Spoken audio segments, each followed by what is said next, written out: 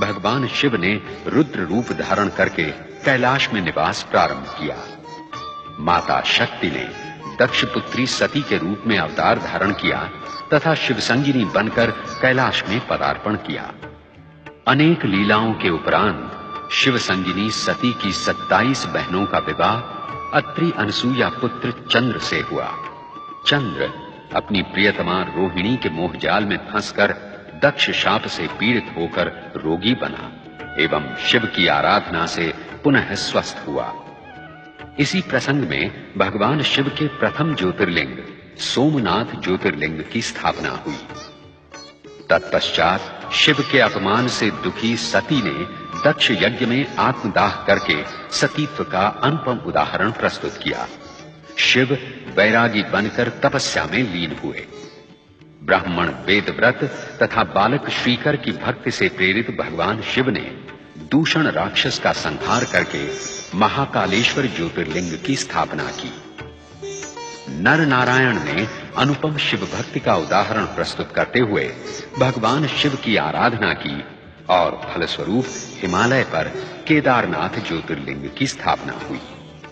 राजा मांधाता ने विंध्याचल पर शिव की आराधना की। भगवान शिव प्रसन्न हुए तथा ओंकारेश्वर ज्योतिर्लिंग प्रतिष्ठित हुआ।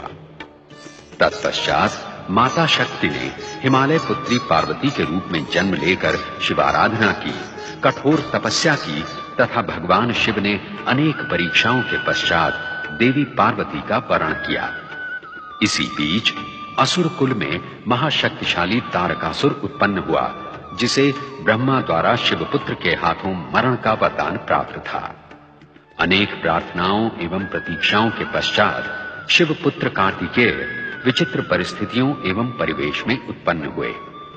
6 कृत्तिकाओं तथा देवी गंगा द्वारा उनका लालन पालन हुआ। समय आने पर शिवपुत्र कार्तिकेय के हाथों दुष्ट तारकासुर का संहार हुआ। तत्पश्चात माता पार्वती की पुत्र कामना गणेश के रूप में फलीभूत हुई। शिव के त्रिशूल से गणेश का शिरच्छेद हुआ। तदुपरांत शिवेच्छा ही से वे गजानन गणेश बने। कार्तिकेय सदा के लिए दक्षिण के श्रीशैल पर्वत पर चले गए। उन्हें पुनः कैलाश लाने के लिए शिव पार्वती को भील भीलनी, अर्जुन एवं मल्लिका का रूप धारण करना पड़ा और इसी प्रसंग में मल्लिका अर्जुन ज्योतिर्लिंग की स्थापना हुई। भगीरथ की आराधना सफल करके शिव ने गंगा को शीश पर धारण किया तथा गंगाधर बने। गंगा के द्वारा सहस्रों सगर पुत्रों का उद्धार हुआ।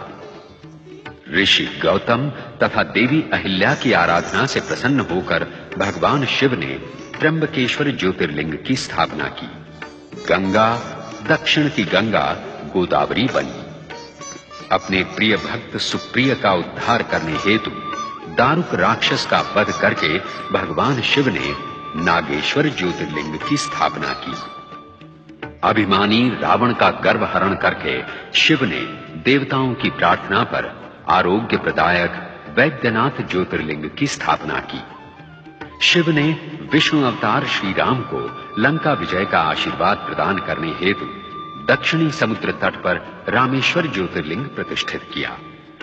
कुंभकर्ण कर्कटी पुत्र भीमासुर से अपने भक्त सुदक्षिण की रक्षा करके शिव ने अपनी क्रोधाग्नि से उसे भस्मीभूत किया और इस प्रकार भीमाशंकर ज्योतिर्लिंग की स्थापना हुई। और फिर अपनी आराधिका घुष्मा के दुख का अंत करके शिव ने उसके मृत पुत्र को पुनर्जीवित किया और घुष्मा की प्रार्थना पर घुष्मेश्वर ज्योतिर्लिंग प्रतिष्ठित हुआ। शिव महापुराण की महानता एवं महिमा का संपूर्ण वर्णन एवं प्रदर्शन असंभव है। हमने तो अपनी शिव भक्ति को ही इस धारावाहिक के माध्यम से शिव चरणों में समर्पित किया है।